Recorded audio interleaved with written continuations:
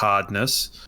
So all in all, it's kind of, to me, it's 4 bonus points. It's Yep. 4 points that we probably shouldn't have got. Had we played last week against Geelong, maybe we would have been in better shape for this game and we would have rolled them. But that's not the way it was, and we kind of got away with one, and I'm all for that, to be honest. Yeah, it's been a nice break compared to the last few years where we have started very slowly and quite often dropped our first game. So to get a win straight off the bounce is pretty good. All right, let's go back to the start. Let's talk about the team selection. And we did basically have it. Levi did make the team. Original plans as the sub. And from all accounts, Sam Day was going to take that sort of forward ruck role. When the team came out and Darcy Fort was still named, I was like, oh, okay, bad luck to be Sam Day. You know, Darcy Fort's barely had a preseason and he's just, stepped right in front of you. And then it's come out that obviously the tragic passing of Sam Day's father meant he didn't put his hand up for selection, which is fair enough, understandable. So I would imagine depends on where his head's at, and I'm sure he's got a funeral to organise and all that sort of stuff. He would be in the mix for this game up against the West Coast, but we'll talk about that a little bit later on. As it was, Connor McKenna did come in as the sub, and he was activated fairly early once Kai went down because Charlie Cameron a late withdrawal with a bit of calf tightness. Yeah, the Charlie Cameron one was a bit a bit out of left field, but you can understand it when you're kind of the other side of 30. The calves sort of tend to play up a little bit. There was I got to say, there was a lot of no one likes debuting a fella as a sub. No one likes it. It's largely, maligned within the footy community. But the vitriol that was kind of leveled at the coaching group, I thought was excessive by certain communities, Lions communities. It was pretty poor form to have a draftee, albeit a good one, trying to break into a premiership side and saying that it was disgusting that he was named as a sub. Yeah. I think it's just it's absolutely ridiculous. It's baffling level of criticism of a coach and a coaching group that just literally won the premiership. Yeah. So, people in the know will know the people that I'm talking about, but I must say I didn't see any of that. So, heaps of it. But yeah, and there was a little bit of there was a shout out to the monkey paw of that's why Charlie Cameron got injured, was because everyone was sort of crying about the Levi stuff. So, pick your poison. But it was good to see Levi play a whole game. The Charlie Cameron stuff was obviously not good, and Kyle Lohmann, it looked a bit eerily similar to his first game I think he played probably about 3 seasons ago, where he did a syndesmosis or something along those lines. Hopefully not quite that bad. Looks like a bit of a high ankle sprain, so we'll keep a watch on that. And then bowling pins Bailey into Logan Morris in the first quarter, so that one didn't look good, but hopefully just a busted lip and a hard head. But he did, they were talking some garbage on commentary as they were about him not being the player that everyone remembers from last year. It's he's a second-year player who's played 20 games. Give him a break. So yeah, and he's copped basically almost a broken jaw in the first quarter as well. Yeah, like I said, I thought it was that first quarter especially was very rusty, and Sydney were all over us, and rightly so as well.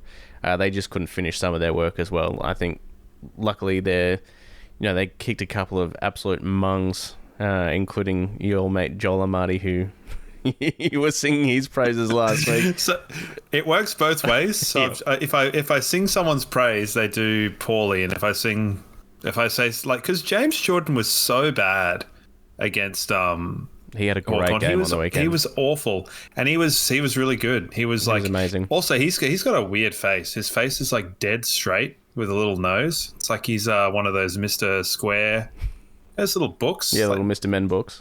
He's like Mr. Rectangle. Sure. Keep an eye on that for next time. Righto. Or don't. Doesn't matter. But yeah, so I've got to keep my mouth shut when I'm talking about other players, because sort of tends to be the case. Yeah, work them into form. We did have equal number of shots. I know they probably skewed a couple, but yeah, it just looked a little bit rusty and a little bit. We were pretty wasteful as well. across the day. Yeah. But yeah, especially first off, like Cam Rayner was, I thought, clearly our best on in the first quarter and just could not finish his work. Took a couple of shots on his left. I think he had a set shot as well and just couldn't hit any of them.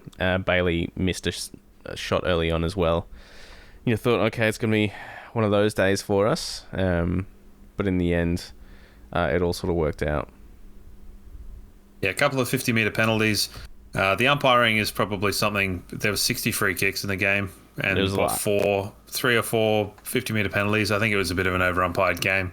I thought they were fairly kind to us, to be honest. I thought we got the rub of the green across the day. I thought we got some 50-50 decisions that went our way.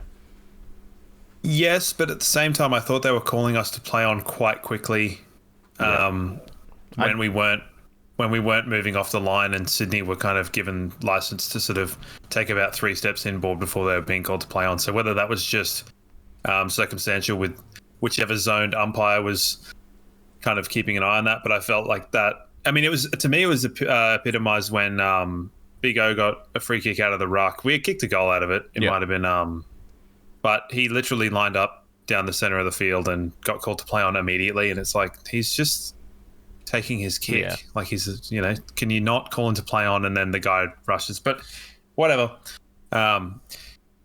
Just over umpired, I think. Yeah, no, definitely. I do like the crackdown on the not 15s. Like, I'm a big fan of that generally across the competition.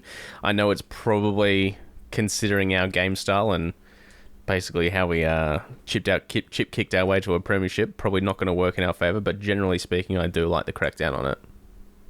I have 2 questions about that. So if the first thing was saying, will it disproportionately affect our uncontested mark kick numbers because you lose a handful or 10 marks in a game?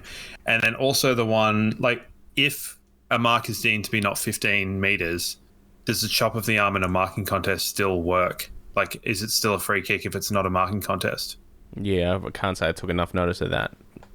Because so when Isaac Heaney lined up for his goal late on, they didn't call it wasn't 15 metres, but it looked like a short kick to him, and he got a chop of the arm free kick from Froggy.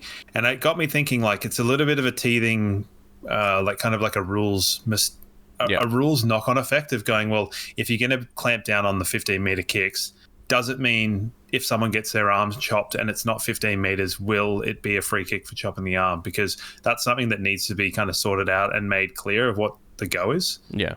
Because it hasn't seemed to happen, or maybe it has. I don't know. But that was a question I had to you. What do you think? Well, I guess it's definitely one to keep an eye on, and very much, I don't know, whether that will remain consistent throughout the year as well, that the crackdown on the short kicks, because we saw a couple of years ago they were right on dissent. Dissent was the hot rule for the start of the season. They were giving away ridiculous 50-metre penalties. Harris got one for having his arms out. We all remember that. That seems to have disappeared. People are back arguing with umpires and all that sort of stuff. So John Newcomb loves it, mate. I'll be interested to see if that will remain consistent throughout the year, or if it'll just be a hot start for the first 2, 3, 4, 5 rounds or whatever, and then it will just quickly balance itself out again. I'm not too sure. Well, I did think in the Hawthorn-Essendon game on Friday night that they were much more lax on it there. There weren't too many that were played on. I mean, there probably were some, but to me it seemed like there was a lot more license with that. There's also some weird ones, like kicking from out on the... when a ball's been kicked out on the full... Yep. Past the goal, and they kick it in 30 metres and they kick the same play on. Weird. So it's definitely an overcompensation. But Sydney definitely in the first half were looking pretty dangerous. They were scoring quite often when going inside 50. We looked a little bit defensively vulnerable, and I think it was just a lack of structure. Yeah. All things kind of considered. We looked a bit haphazard, definitely going forward. And that's something we're going to have to work on, isn't it? Our entries inside 50, they're just the long kicks bombing it in. Now Sydney's obviously tightened up on that uncontested possession game. They were pretty open about that. And it was very obvious for them last week. It did leave holes going through the centre of the field, which I think we finally sort of figured out in the back half of the game. But we couldn't really get our game going as we know it in the first half, and it did lead to some pretty poor entries inside 50 and some long kicks that didn't yield any good results, and Sydney were able to get it back fairly easily. And Corey Warner was just alone a lot. And I think Jared Berry was sort of responsible for him because he was sort of playing wing half back and was quite often, I saw him next to him at times, but he just found himself in a mountain of space, especially early on. He kicked 3 first half goals. 3, 2? I thought he missed one. Maybe. I can't remember if he was 3 going for 4 or 2 going for 3, but either way. I remember them saying that he'd only kicked 2 goals in AFL and he was going for his 3rd, so maybe it was 2. I definitely found, so interestingly you say that like the inside 50 kicking was not so good because our efficiency inside 50 was actually quite good considering we had 26 scoring shots from 52, so going at 50% is not bad, but some of them just looked optically horrible. Yes. And I think you've got to put that down to, as much as anything, a structural thing. Playing 2 rucks when we're not necessarily supposed to. I thought Fort was pretty good. His link-up play was like surprisingly impressive. Some of the stuff he did, particularly later on in the game, where you're like, he's strafing up the wing and you're like, what's he doing there? And then he like leathered one out to Hipwood in the pocket. And, one of the moments of the day was definitely when I think one of the little fellas for Sydney was like running up the wing and it was McInerney and Fort that were both trying to put pressure on. And you're just like, what's going on here? Like center wing and your 2 ruckmen are kind of just like witches' hats, but it looks funny to me. But Corey Warner 2-2, although they're both C Warners, so one of them kicked 2 goals, one of them kicked 2-2. So I think Corey Warner kicked 2-2. Yeah, I think so. Yeah.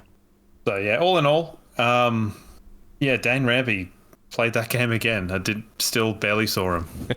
He definitely had some moments. They brought Hamling in, which I think was better for their team balance, as we spoke about last week with Tom McCartan going forward, and I think it really helped give Lewis Melican a chop out for those guys. So I think they obviously looked better this week than they did last week without still looking all that fantastic, and we certainly were nowhere near our best, I don't think. So only upwards from there.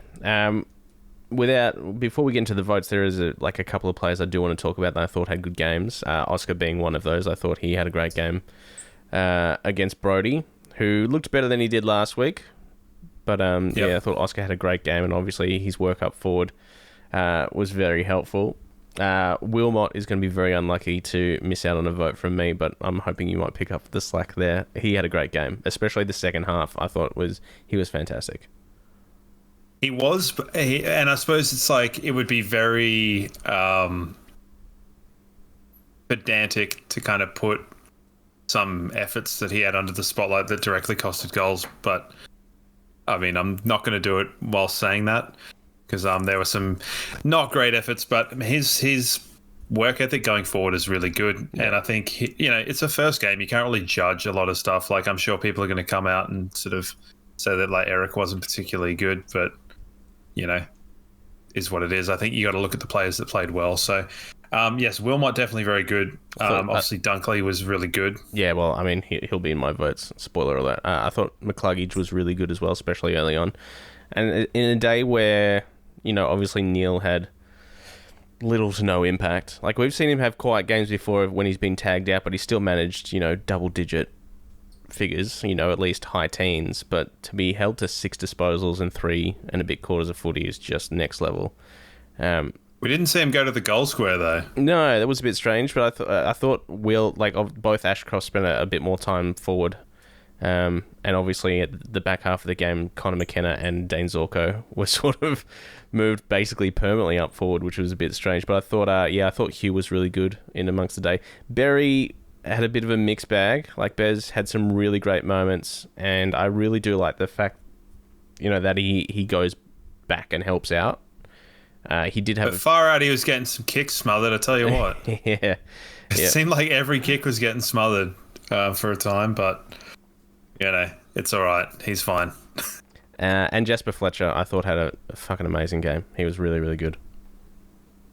Yeah, he was definitely unassuming, but he looked very agile. It seemed to be that, like, in the third and fourth quarter particularly, like, the players that seemed to be strangely, like, better conditioned were just, like, off the charts. So, throw Dunkley. I thought Zorko was really good. Yep. I don't know how that guy's, like, 36 years old.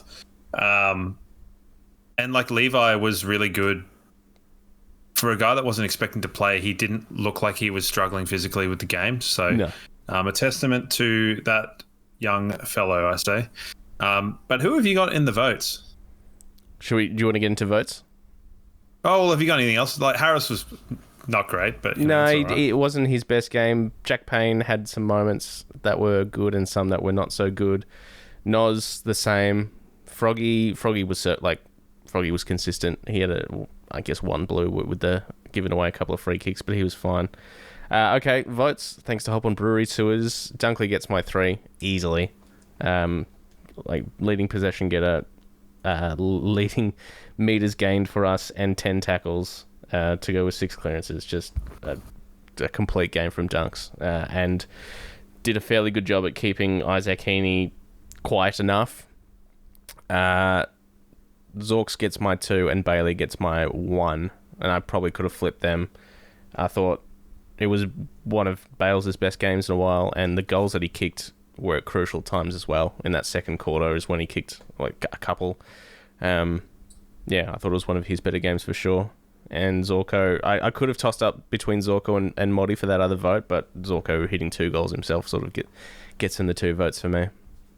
He was cheated out of a third too by a lovely inside-out sidewinder by Morris. I'm going to flip the 2. Dunkley 3, Bailey the 2. Just because I think he almost was keeping us in the game when we had no right to really be in it. And Zorko just, I keep waiting for him to sort of fall off a little bit, and it's just not happening because he looks like one of the fittest blokes out there, and just kind of lasered one in from outside 50. So, fair play to him. Yeah. And also he showed that he can still, if Kadeem Coleman comes back and takes his spot, he's still an asset going forward. So, he lined up on a wing, Rayner lined up on a wing at times. There was a lot of weird stuff going around. Shades a little bit of that Gold Coast game last year, yes. Whilst not quite as under siege, but there were just elements of like digging in and showing the grit. So, very impressive. As I said, I think it'll go down as a sneaky, really good win that no one will remember. Yep. And come the end of the season, if we're sitting there and it's, we're 1 game inside the top 2 or 1 game inside the top 4, this is it. This is the game. 100%. And, we've got Geelong in a couple of weeks' time. West Coast, I mean, it's hard to really go off one round of footy who's going to be up there and who's not. A couple of teams have had 2 games under the belt now, but West Coast at home should ideally, with the flag unfurling, should ideally be an easier task, a bit more match hardened as well, but we're obviously going to have to make some changes for that. Kai Lohman, at this stage, we don't know. It's a Sunday night for us, but you'd have to imagine that's at least 5-6 weeks if it is a syndesmosis. Hopefully, fingers crossed, it's not that bad. I don't think it's a syndesmosis because syndesmosis is in the foot. I think this was a higher ankle sprain. So I thought a syndesmosis was the high ankle sprain. I thought it was like top of the foot, but no, maybe I'm completely wrong. That's I think that's a Liz Frank. That's a Liz Frank. Yeah, I think a syndesmosis is a high ankle. So do some Googling for us, Brooksy. I can't get to my keyboard because I have to put this box in the way so that the microphone doesn't buzz. So you figure that one out, and I'll. A syndesmosis, often called a high ankle sprain. So right, okay, well, screw me then, I guess. So I'm thinking that's at least a 5-6 weeker. They can be longer. They can be like 10 weeks. So you'd have to hope. Well, I'm gonna go optimistic and go 2 weeks. Okay. If not one.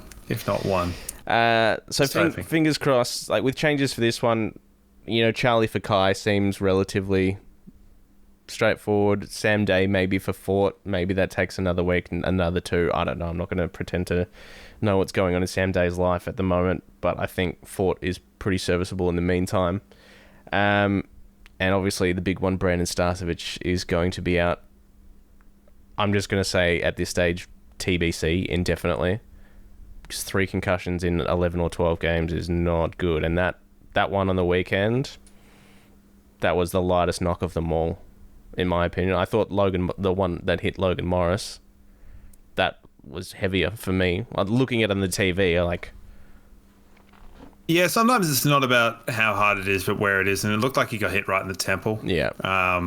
And, there's a little bit of like a little bit of sympathy to McInerney from the Swans, who got 3 matches. Yeah, that's a bit much, I would have thought.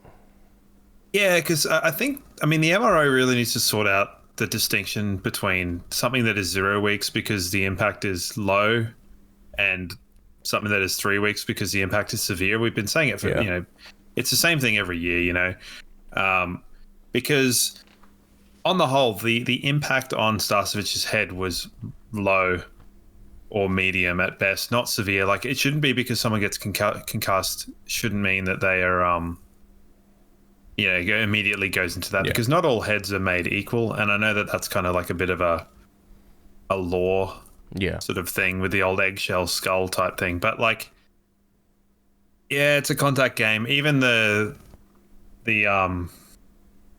Archers kid from North Melbourne. Yeah. Like, it's, could they have done things better? Yes, but it's an accident, and arguably people could say that was contact below the knees with a head, which I don't agree with, because I find that people who go for the ball and someone tries to run over them, I think is stupid. But I don't know, Starcevich is a weird one because, I understand it's 3 concussions in 11 games, but there was a whole off-season in that, and it's sort of more so 2 in a few weeks. To me, it's a bit more like the Liberatore one from last year, where he kind of had a couple in quick succession, and there was a lot spoken about him, and he took a couple weeks off, came back and played, and no one even talks about it now. I know we've had different players over the years that have had retirements from concussion. Yeah, we've had a few.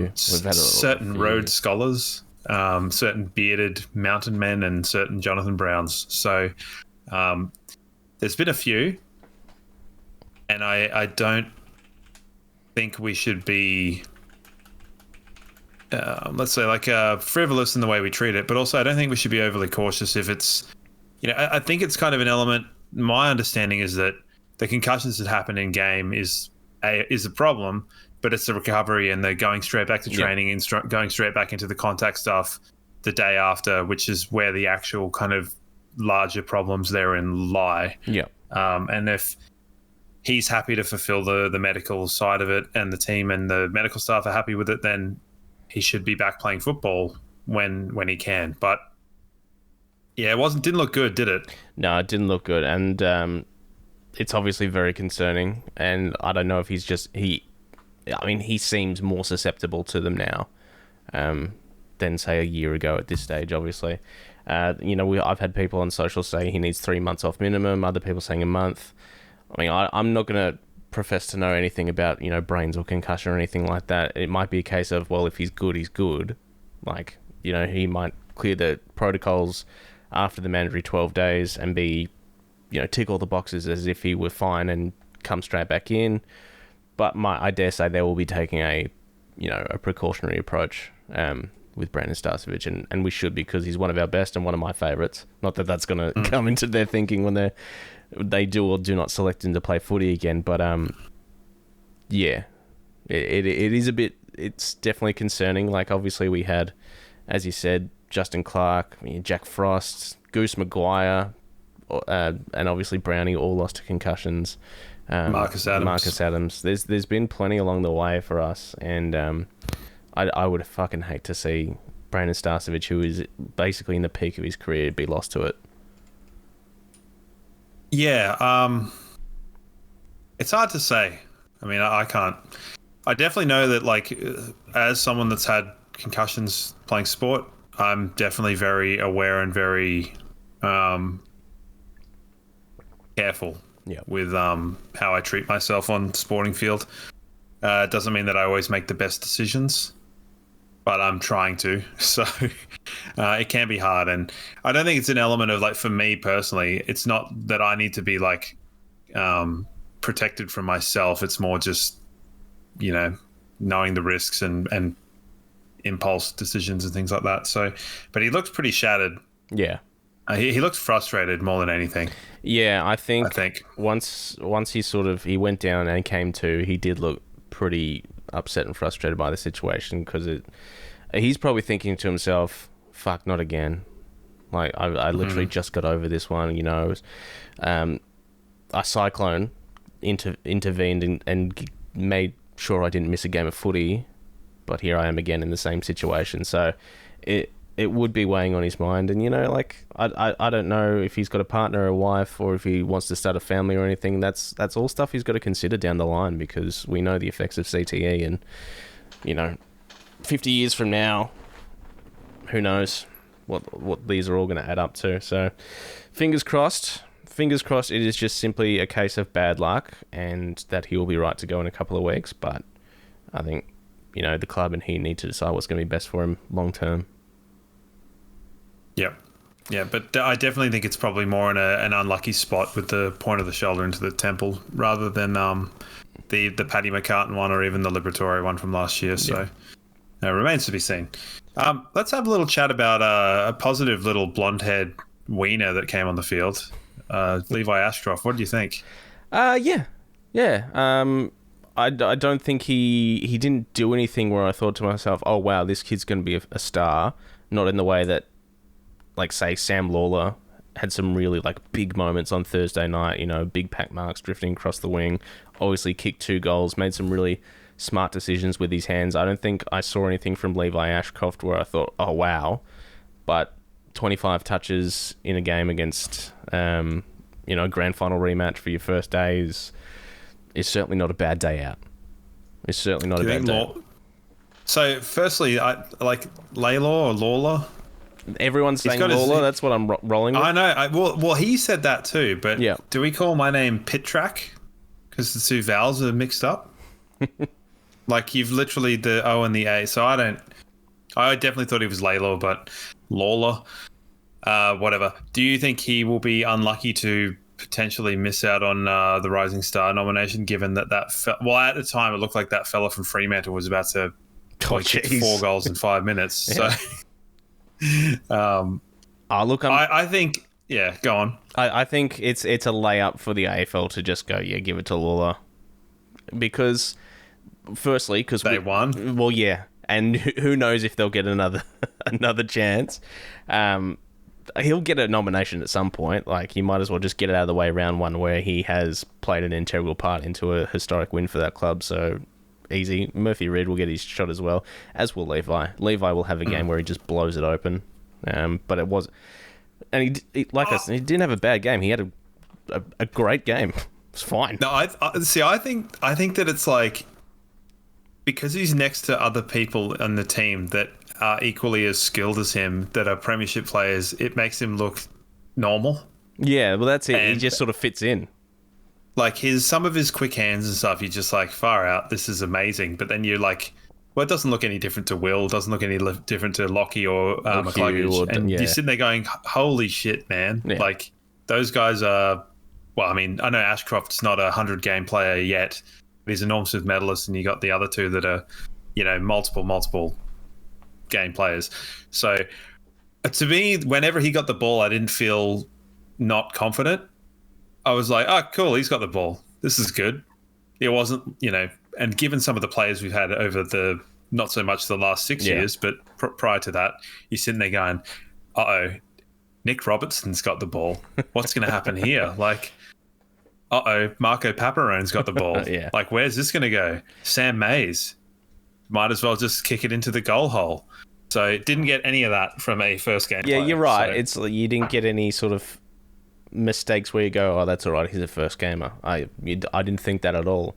Like you said, he just sort of fit in a midfield that was humming. So it's good and lucky for him that he gets to slot into a midfield where he's got a dual Brownlow medalist, premiership midfielders, and genuine A-grade talent around him to ingratiate him into the AFL, and he's not going to have to wear a hard tag or anything just yet when there's players above him to take that role. So yeah, I thought it was really good. Good luck to Jason Jordan later on in the season is all I'm going to say.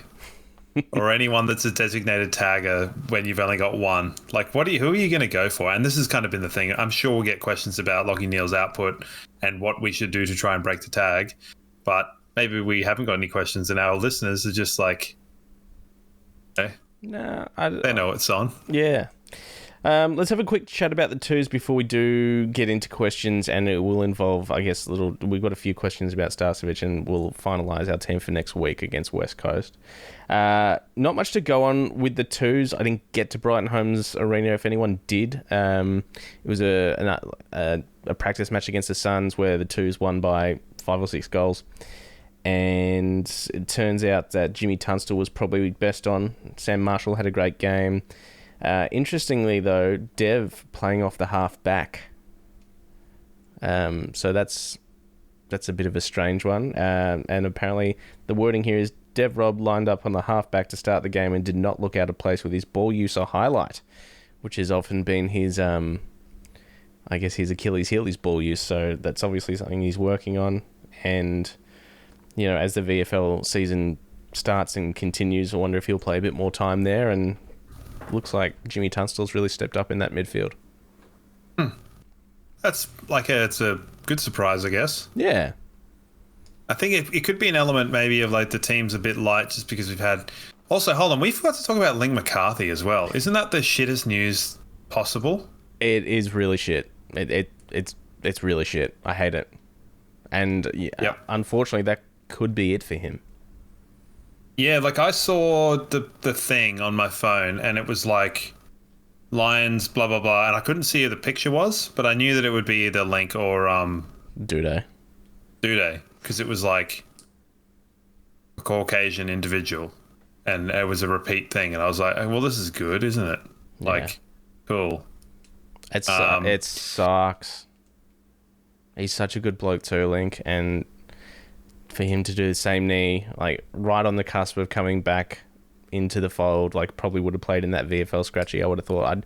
I don't think he was ready for AFL selection going on the form in that practice match, but it turns out he did it in that practice match and didn't realise for like 5-6 days or whatever. Suddenly his knee blew up and then he went for a scan and yep, he's done it again. Yep. Not good. Not good because he probably, well, I mean, with Charlie coming back, he probably would have been in line to take Kai Lohmann's spot as well.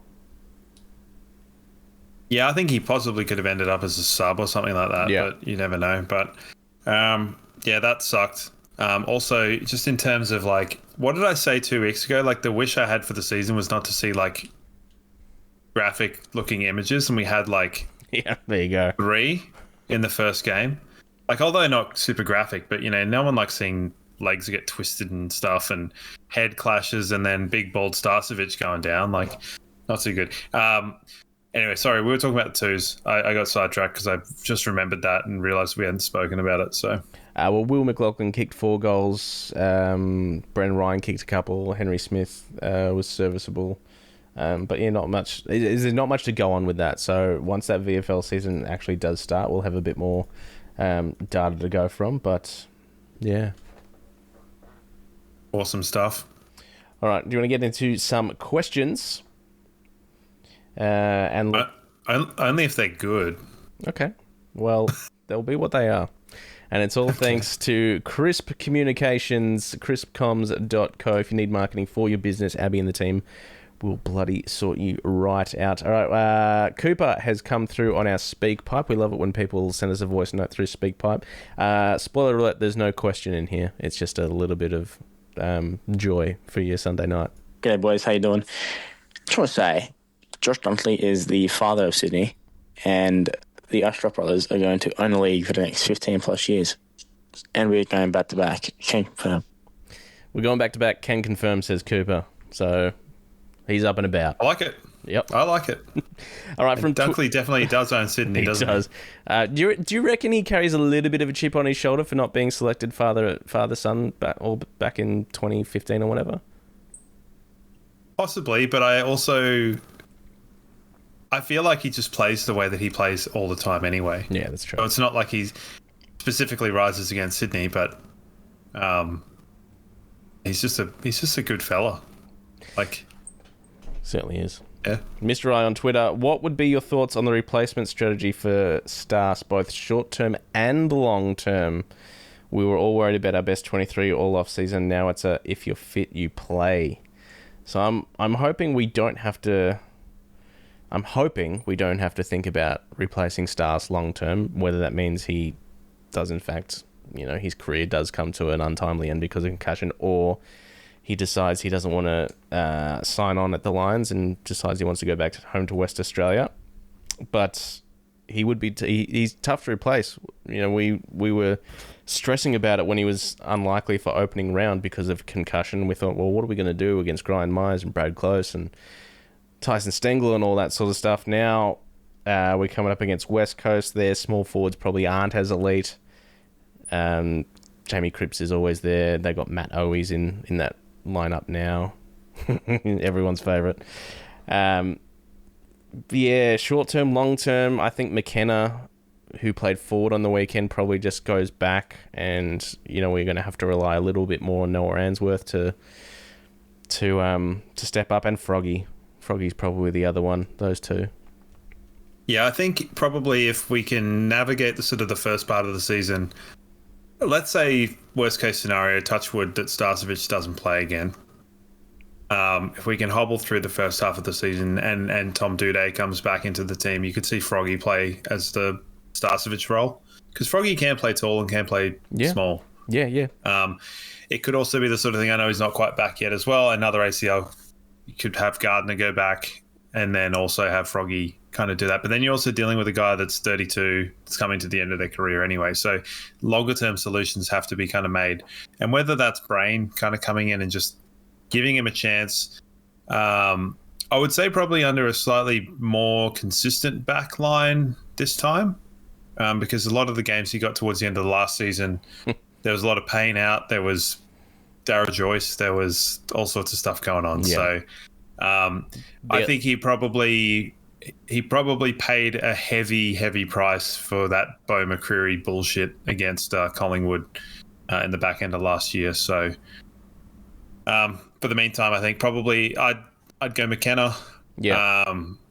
We're playing West Coast. We might as well just try and all out attack, have some fun.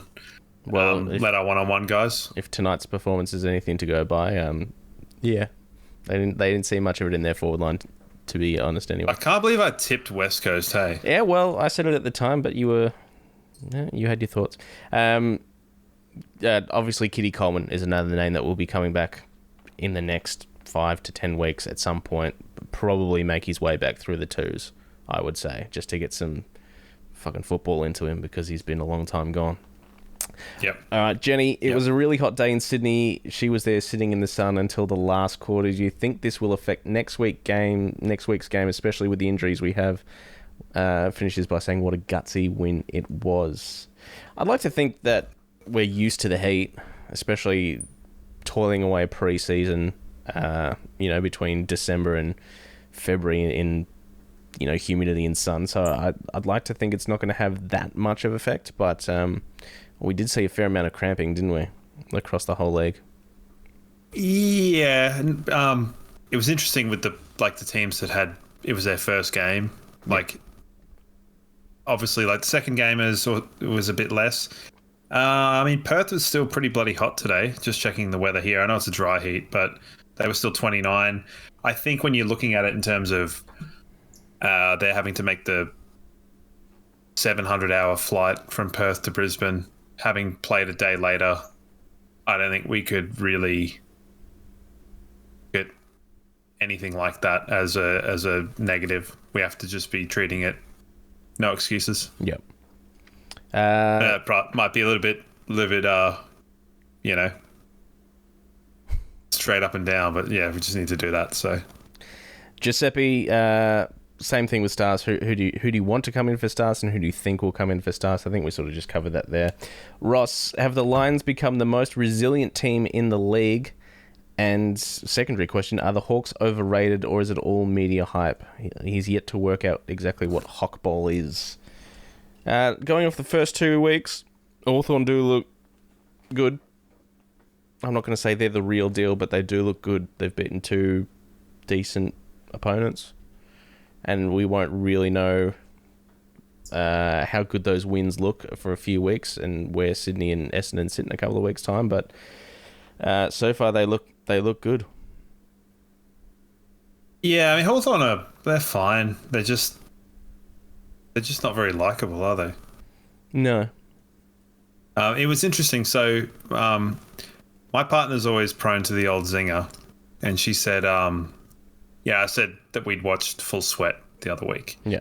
And Sam Mitchell's talking about the Hawthorn way, and when you sort of say the Hawthorn way to you, what are your sort of thoughts on that? What would that mean, Hawthorn style?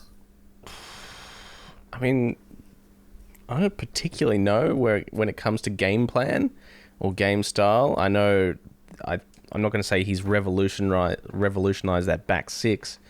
No, but I mean not so much what Sam Mitchell's done, but if Yeah. you're talking about like quintessential Hawthorn style football, what does that mean to you? I don't know. Fun, I guess. Yeah, see, they think it's tough and hard and like brutal, and I think that they're giving a lot of credit to certain individuals that have played for Hawthorn over the years rather than the collective. Yeah. Because you think of like hard, tough. There are obviously their premiership years and stuff, but you're looking at it and you're going, well, Dermott, Dipper Domenico, Hodge, Lee Matthews. Sam Mitchell is probably one of them. Yeah, but he's more of a prickle rather than a brutal, you know. So it's like they've built this kind of cultural thing on the back of like some big name players, whilst, I mean, their forward line are full of floppers and duckers. Yeah. So I find it a little bit tongue in cheek to kind of hear that, and I don't know, maybe it's just the cynic in me, but stop ducking and winning head-high free kicks. It was good to see Watson get absolutely towelled up a few times on the weekend again, even though he kicked some goals, but whatever. Hockball, what? I'm too old for this. Yeah, it's not my bag, but good on them. And if they're winning games of footy, I guess they're not going to give a shit. Paddle 22, already over Levi and Will doing handball 1-2s. Can't believe I have to watch it for the next 15 years.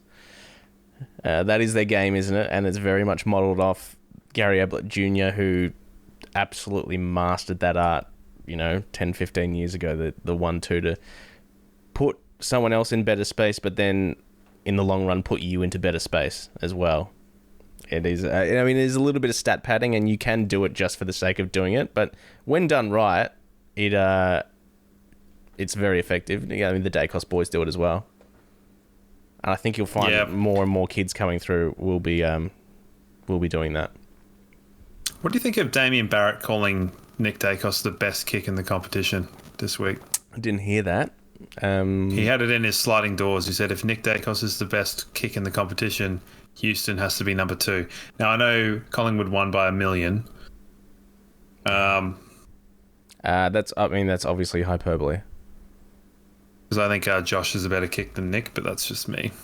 I mean, you give me enough time, I can probably rattle off 20 to 25 better kickers than Nick Dacos. He's a very good kick. Well, Sicily, Kadeen Coleman, even with an ACL. I mean, Zorko, I would say, is a better kick. Jordan Dawson is a better kick. Caleb Daniels is a better kick. Tex Goulden. Walker, yeah. Sheldrick, who didn't get a game, better kick. Brayden Campbell was a great kick. Braden Maynard, not a bad kick. Yeah. Anyway, look, whatever. Sure, it's an interesting call from him. The 1-2s for the Ashcroft boys. I think you're going to have to get used to seeing it, unfortunately. And it will have its moments where you're going, "What are you doing?" And if you're a super coach or a fantasy football player, you'll probably fucking love it. And there will be times where it actually works well for us. Do you reckon Will kind of toned down the amount of like sun-in bleach in his hair this year because he wanted to be like just a little bit darker haired, just to let his brother come in as the big blondie? Yeah, maybe. I don't know. He's got a little bit of facial hair going as well. Yeah, the old Mo. Pretty interesting.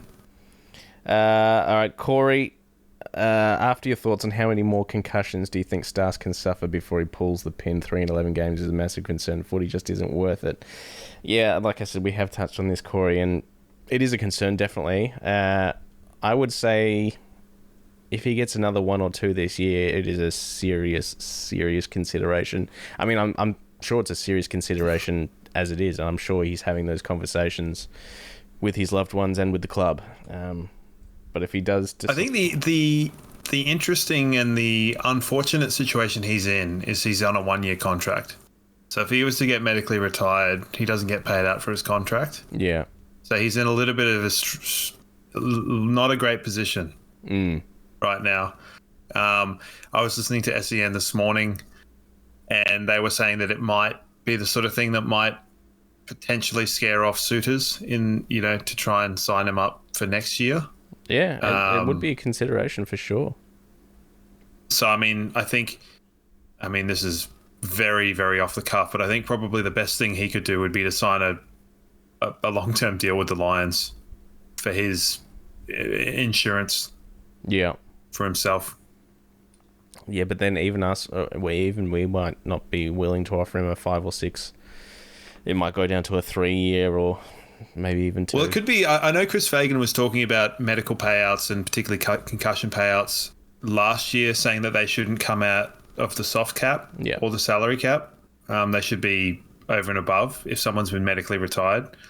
And this could be a starting case for that, or a principal case.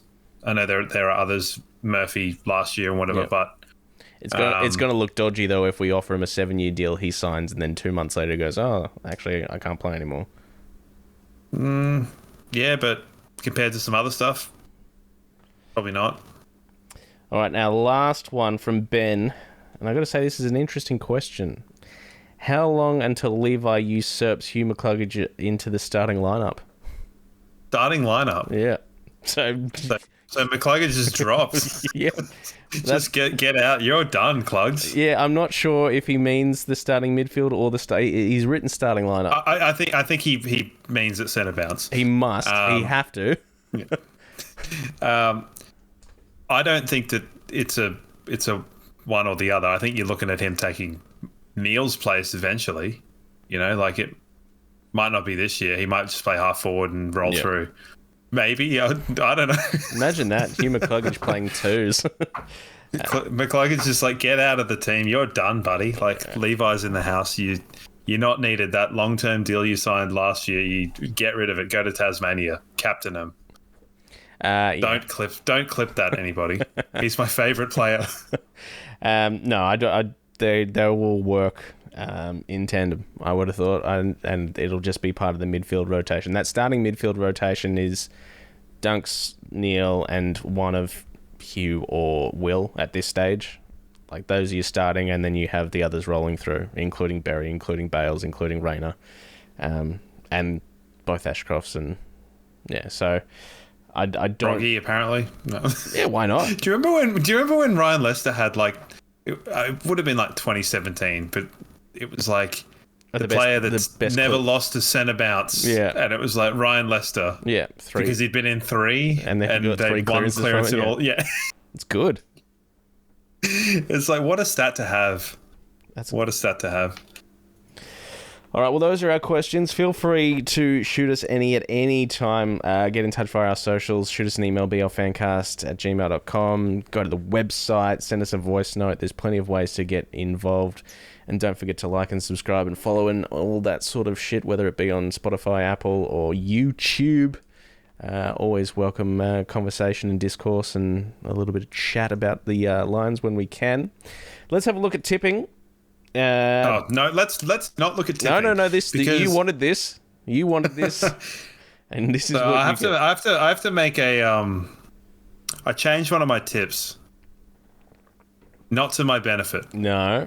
And because I had tipped the Western Bulldogs. I had tipped the Western Bulldogs, and I changed that to North Melbourne. And I think I went a couple of weeks early on North Melbourne because they did look pretty good, but they look pretty bloody raw. So, I mean, if they were going to win a round one match, it was going to be that one with the Bulldogs missing fucking everyone. Yep, but they didn't. Right, so I got 7 this week. I missed out on Richmond, obviously. And I tipped Port Adelaide. I didn't, and I certainly did not see that coming. No, Collingwood, they're back. The aged superstars have turned it around. That was crazy. And how? Yeah, look, I did horribly. I think I got, 4 or something like that? Sure. Hawthorn. I did question you last week when you said Melbourne and West Coast. And to be fair, that Melbourne one was down to the wire. But the West... I got done by a couple of 50-50s, really. Well, the Gold Coast, West Coast, if you look at it, it was not a 50-50. That's not the one that I got done by. That was 50. I'm talking about the Bulldogs and the Melbourne one. Because, that North Melbourne game could really have gone either way. North looked pretty good. Yeah. Jack Darling looks pretty good. They just... a little bit of polish. I'm not trying to justify tipping them, but I did. And, yeah, Big Keith with the goal to win the game with about a minute to go for the Giants. About 4 people in attendance at that game. Yep. So it was pissing down for periods of it as well.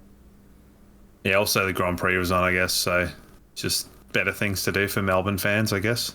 Suppose so.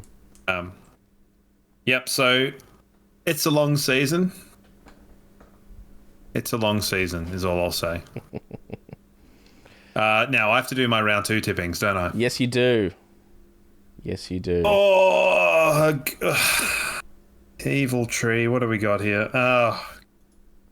Hawthorn by 70? No, Hawthorn by 22. All right, Collingwood Bulldogs. That's a tough one. Do you reckon the Bulldogs getting anyone back? They might get 1 or 2, but no, there's still no Bond. I would dare say Jamara's gone for a while. I don't know what Waitman's like. Essendon or Adelaide at the MCG. Now, I thought Essendon were pretty horrible and somehow were still there or thereabouts for large portions on Friday night. Had some good moments. Adelaide looked pretty good. Got to go with Adelaide. Got to go with Port Adelaide. Got to go with Geelong. Lions. I really want to tip North Melbourne again. I wouldn't. Because do you remember when North Melbourne had this weird wood over Melbourne? Yes, yeah, that was crazy. Just randomly, Fremantle to beat Sydney. Yeah, fair enough. I'm going North Melbourne. Okay, that's a call of some description. Sure. All right. Well, we'll check back in next week to see how you went. Just a couple Jack Darling to kick 7. Jeez. Right. He won't kick 7. No. He won't even get 7 kicks. Geelong, how good do they look? Pretty good. Brad Close wore a singlet. Yeah. That really wigged me out more than anything. That was strange, wasn't it? I mean, to be honest, so it was just before our game, and at 3/4 time, I was like, I need to go for a walk just to kind of I went on a 4.5 kilometer walk. Wow. So I missed the whole last quarter and I was disappointed because I was hoping for some sort of tussle. So I missed all of their good stuff. Obviously they kicked a 10-goal to 1 quarter. Yeah, it was silly. So basically the last thing I saw was that kid kicking 4 goals in 5 minutes and was like, hey, this game's on, but got to get my exercise in for the day. Because it sure as hell isn't going to happen later. So, yeah, they looked good. Bailey Smith can play football. Yep. Yes, he can. DeConing in the ruck with Blitzar's a bit of a chop out. Dangerfield forward half ruck craft. Interesting. Somehow worked a bit. And then Brian Myers kicking some bullshit goal to start the season off. So that is Brian Myers in a nutshell, isn't it? It all tracks. Yep. It all tracks perfectly. So, Jeremy Cameron showed up for the last 10 minutes. So, Geelong looked pretty good. Suns also looked pretty good today as well, and it's not going to know how... I mean, it's an away win, which is big for them, for that club. So, I'm really happy for them. And their handball game looked really good today. So... how good is that win? Who knows? It's West Coast. What sort of year they're in for? If it's anything like that, geez, it's going to be another long year for West Coast fans. But you'd have to think that they will still win a couple of games this year. But yeah, those two, almost like a weird Richmond reunion over there. Yeah. But Geelong probably the bit of the bunch this week. Yeah, well, I think Geelong will be top 4. They're kind of a bit like us, just in terms of having a bit of a home ground advantage, and but then also not having to travel much as well for their other games. So it's kind of got that weird double. They get a home ground, but they don't have to travel, which is literally what I just said. So cool. All right, there is something else that I want to try and introduce to this podcast. What are your sort of debating skills like? Debating? Oh, we'll find out. I don't know. So I haven't done debating since, like, I want to say high school, grade 10 English, so 2006. What I've done is I've put every player that has played for the Brisbane Lions 50 games or more. I did want to weed out some of the muck. So anyone that's played 50 games or more for the Brisbane Lions, not Fitzroy, not Bears, just the Brisbane Lions, I've chucked him on a wheel. I'm going to spin it. You're going to get a player. I'm going to get a player. And we have to make the case of which player is better. I love it when I'm going to get Sam Mays and you're going to get Jonathan Brown. I don't know that Sam Mays played 50 games for us, did he? I think he played 99 games. Jeez. All right, well, let's. There will be weeks like that where that does happen. It'll be like Simon Black taking on Shaney Stiller, and it'll be a bit of a lay down misere, but we're going to do what we're going to do. All right, do you want first or second? I'll go second. I want to see what I'm up against. All right, spinning the wheel right here. All right, I've got Froggy Lester. What are the odds of that? I'm absolutely screwed. Oh, you never know. You could pull a Michael Voss here. And as much as I love Froggy Lester, you know how much I love Froggy Lester. He's no Michael Voss. All right. So I got Froggy, and I'm taking on Anthony Corrie, Nuxie, who does actually play for the Spider Pigs, AFL 9s on a Monday night at Sherwood, and he's still pretty handy. All right, one's a premiership player. I'm in an awful lot of trouble here. One's a premiership player and has shown resilience across his whole career and is a cult figure and much loved by basically every supporter. He's Froggy. He's consistent. He's in the starting lineup every other week. It doesn't matter if he's the first one to get knocked out as soon as a Tom Doedee or someone else is fit for selection. He'll come back and he will do the job required, whether it's Jeremy Cameron or Paddy Dangerfield or Jack Rewalt in a qualifying final. What say you about Anthony Corrie as he rushes to find some stats? That obvious, is it? He played in the back line, didn't he? I thought he was a small forward. A small forward? Maybe a half forward. I remember he was in the grand final sprint one year. Really? Yeah. It must have been 2004 because he only started playing then. It says he was a midfielder. Now, I think I'm getting him mixed up with someone else, which is bad and has poor ramifications, so let's not go there. But, look, he went to Collingwood, and that tells you all you need to know about him.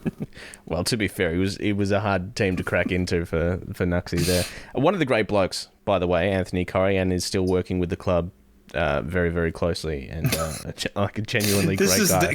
Can we like? Should we cut this and re-roll? No. This is a terrible idea. No, this is what you get, and we'll throw it open to the people. Well, we'll throw it open to the people. We'll chuck it up at our socials, and you can have your say, and you can make the argument for Nuxie or for Froggy. And all right, I can tell you one person that will not be making any kind of argument for Anthony Corrie, and it is my brother, because he hated Anthony Corrie for some reason. Oh, that's a bit rude. Obviously, yeah. He used to call him Corey. Sure. Which probably tells you all you need to know about that. So, I am sorry, Anthony Corrie. I hardly knew you because I was a child. Look, I'm happy to pencil in a win for me on that one. I think that you've won this and probably the next 3 just on principle. You never know. There's some names in this list. It's going to be great when I somehow manage to accidentally re-roll into Anthony Corrie again. It'll just happen. He's gone now. He's been stricken from the wheel.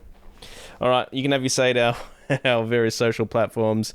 Make sure to check it out on YouTube and all your favourite podcast platforms. Thanks for tuning in. It's good to have some footy back. And we will see you Sunday. I think it's about midday, this game at the Gabba against the Eagles, if I remember correctly. I haven't looked. I think it's a Although I am looking. There you go. 12:10 Queensland time. I was thinking that's not what it says for me. So we'll see you at the Gabba. Flag is being unfurled, and hopefully any wild weather can just piss off for now, please.